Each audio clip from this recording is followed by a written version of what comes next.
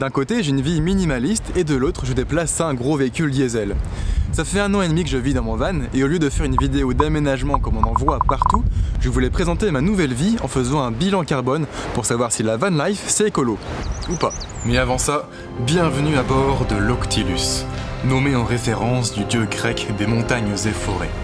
À l'image du Nautilus qui est le vaisseau emmenant dans les profondeurs des océans, l'Octilus, lui, vous fait voyager sur les hauteurs des alpages et la douceur des feuillages.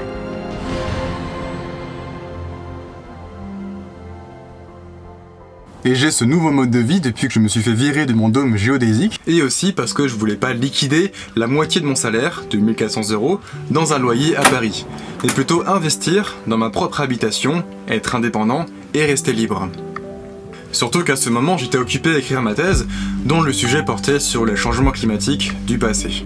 Et je me suis posé la question si c'était pas en contradiction avec ces idéologies de protection du climat, de nature préservée ou d'écologie. Pour ça, on va faire un point détaillé et global de ce mode de vie et le comparer à un Français moyen.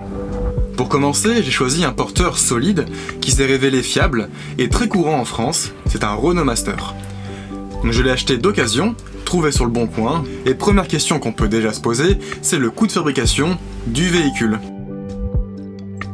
On estime que le coût de fabrication d'un fourgon, pour les matériaux, l'assemblage, l'électronique, etc., va produire l'équivalent de 6 tonnes de CO2. C'est son pouvoir de réchauffement global en tant que gaz à effet de serre. Sachant que mon véhicule a une durée de vie de 10 ans à 15 ans grand max, j'ai donc une moyenne de 1/2 tonne émise par an. Si on le compare au coût de fabrication d'une maison traditionnelle de 120 m², c'est environ 60 tonnes de CO2. Après, il y a une durée de vie qui est plus longue, qui est estimée à 85 ans. Donc ça fait une moyenne de 0,7 tonnes de CO2 par an. Reporté au mètre carré, le coût de fabrication d'un fourgon est 2 fois plus polluant qu'une maison classique. Mais globalement, je gagne quand même. Pourquoi ? Parce que mon habitation ne fait que 6 m², et que j'ai à la fois mon moyen de transport et mon lieu de vie. Alors qu'un Français moyen a une plus grande maison et souvent une voiture en plus. Malgré tout, mon habitation est moins bien conçue, c'est moins confortable, notamment parce que j'ai une moins bonne isolation.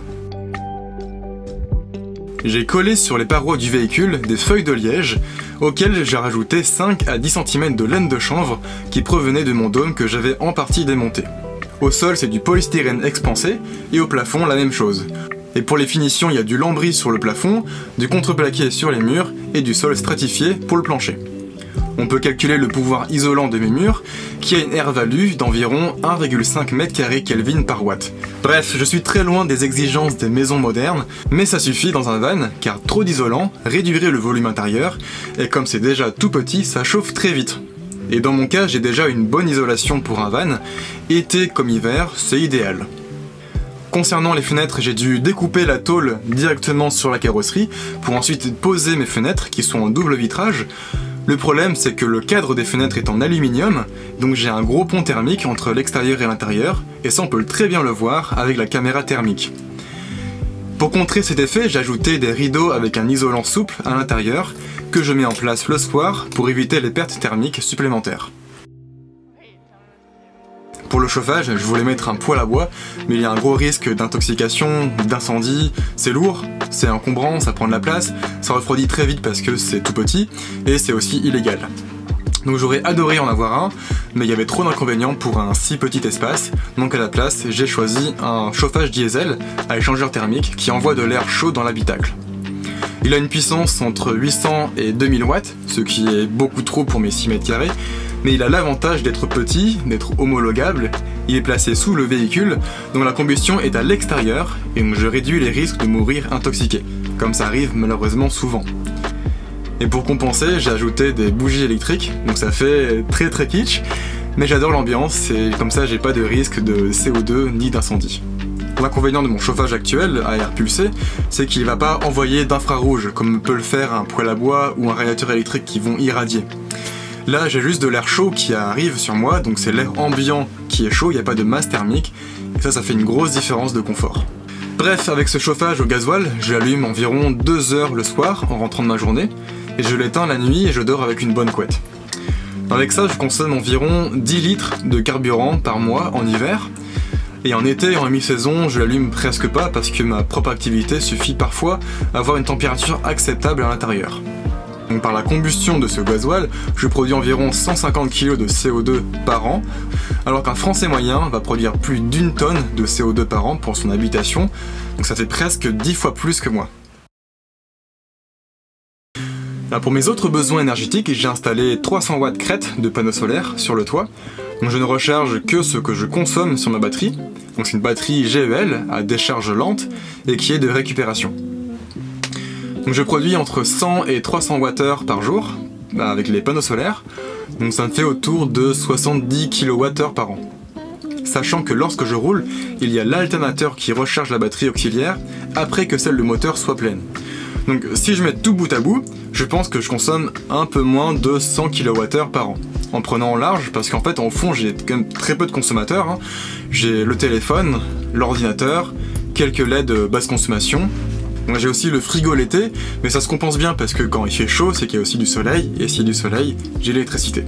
Et l'hiver, je mets mes aliments dehors parce que c'est illogique de dépenser de l'énergie à chauffer une grande boîte et d'utiliser encore de l'énergie pour refroidir une boîte de la chaleur créée dans la grande boîte.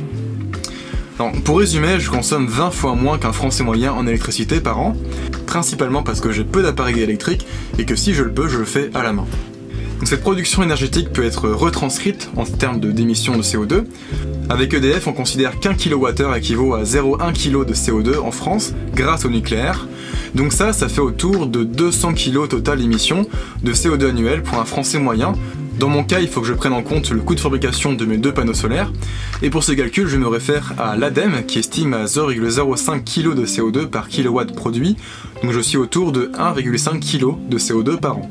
Bon, après on pourra toujours rentrer dans les détails, non pas de CO2, mais l'utilisation des ressources rares et de matériaux polluants, mais ce qui compte finalement c'est quand même toujours la même chose, c'est la consommation qu'on en fait. Je consomme 30 litres d'eau par semaine, ce qui est pour la boisson, la vaisselle, la cuisine et sur la toilette. Alors je triche parce qu'en fait en semaine je fais entre 5 et 10 km pour venir à mon laboratoire en vélo, et là je prends une douche après mon trajet, et ça je fais ça 3-4 fois par semaine. Sinon, c'est une douche solaire l'été, au gants de toilette l'hiver, ou autrement chauffée sur un feu de camp. Donc je consomme autour de 1500 litres d'eau dans mon van annuellement, sur lesquels il faudrait ajouter un peu de consommation annexe, comme les douches, les machines à laver, les nettoyages, etc. Mais sachant qu'un Français moyen se situe autour de 55 000 litres d'eau consommée par an. Donc ça peut être frustrant parce que la consommation d'eau compte en fait peu dans un bilan carbone, mais c'est quand même une ressource vitale, et donc ça a quand même son importance selon moi. J'achète toute ma nourriture que j'ai plus la possibilité de faire de potager. Je fais partie d'une asso d'un verger participatif où j'apprends à entretenir les arbres fruitiers, et je fais aussi quelques cueillettes sauvages, mais ça c'est plutôt du bonus. Alors une particularité, c'est que je n'ai pas de poubelle dans le van pour m'encourager à être sans déchets. Tout ce qui est organique va revenir à la terre. Sinon j'achète en vrac les aliments secs comme du riz, du pois, des haricots, de la farine, des lentilles, etc. Et sinon j'ai quelques emballages, mais c'est tellement peu que j'ai pas besoin de perdre de la place pour y dédier une poubelle. Je fais majoritairement la cuisine au gaz. Là j'ai une petite bouteille de 5 kg qui me dure plus de 6 mois. Donc ça représente 40 kg de CO2 émis par an. Et souvent le week-end j'aime bien cuisiner sur le feu d'un brasero avec une marmite en fonte. J'achète pas parce que j'ai pas de place. Non, en vrai j'ai assez peu d'affaires. Tout ce que j'ai c'est contenu dans le coffre arrière, donc ce qui comprend du matos de bivouac, quelques outils de bricolage, de réparation de vélo, 2-3 bidules en plus, mais vraiment pas grand chose. Après on peut aussi rajouter la part du numérique, parce que moi en produisant cette vidéo et vous en la regardant en Full HD sur YouTube, ça produit 10 grammes de CO2 par vue. Donc en vrai faut pas trop regarder cette vidéo. Et c'est là où tout se joue car le nombre de kilomètres parcourus est ma plus grosse production de carbone. Alors mon véhicule est assez récent et il consomme environ 8 litres de gasoil pour 100 km, ce que je trouve quand même assez peu pour la taille et le poids que ça fait.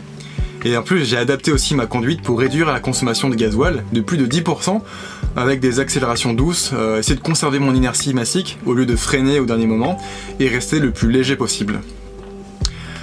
Donc ça fait presque 800 litres de gasoil en un an, parce que j'ai roulé un peu moins de 10 000 km, donc ça représente 2 tonnes de CO2 par an.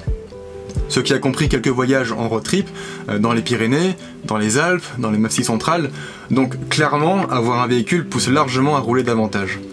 Mais j'essaie de réduire ces déplacements, parce que sur les longs trajets d'un petit week-end, en fait je préfère plutôt prendre le train pour pas avoir de fatigue, puis aussi c'est souvent moins cher, et en plus j'use moins mon véhicule. En semaine, je reste garé à un endroit fixe du lundi au vendredi pour après aller taffer en vélo, et je bouge que le week-end. J'allais très souvent me poser dans la forêt de Rambouillet ou de Fontainebleau, donc c'est pas très loin de là où je travaillais, et c'était mon seul déplacement hebdomadaire, où j'en profitais aussi pour faire quelques courses, voir des magasins, etc. Et bien, à titre de comparaison, j'ai demandé à quelques copains qui vivent en permanence dans leur van, je leur ai demandé un peu les chiffres de leur consommation annuelle. Donc il y a Raphaël, un van sur la route, Philippe de Voyage, Gaston, un ami rencontré sur la route, Léa, une amie en Suisse, et Zazie qui vit en Bretagne. Ce qu'on peut remarquer, c'est que Raphaël conduit pas mal, mais il réduit sa consommation d'énergie fossile en utilisant son poêle à bois. Donc Philippe conduit un petit peu moins, mais il chauffe au gaz, et malgré tout, il produit moins de CO2 qu'un Français moyen. Alors Gaston roule beaucoup, et le simple fait de rouler quotidiennement produit autant de CO2 que toute mon activité en un an. Donc s'il limitait ses déplacements, il réduirait son empreinte carbone. Léa est à peu près comme moi dans ses consommations d'énergie fossile, et c'est Zazie qui roule le moins, donc c'est à elle que revient la médaille.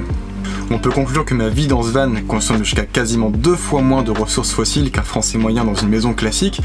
Et la principale raison, c'est la taille réduite de l'habitation qui économise en matières premières. Donc la vie dans un van aménagé est très peu polluante, par contre c'est l'utilisation de ce véhicule qui l'est. Aujourd'hui, je produis 5,5 tonnes de CO2 par an, ce qui comprend plus de 2 tonnes liées à mes déplacements. Et si je fais moins de 30 000 km par an, je produirai moins de CO2 qu'un Français moyen. Mais si je veux respecter les accords de Paris qui limitent le réchauffement à 2 degrés Celsius d'ici la fin du siècle, il faudrait que je roule plus du tout.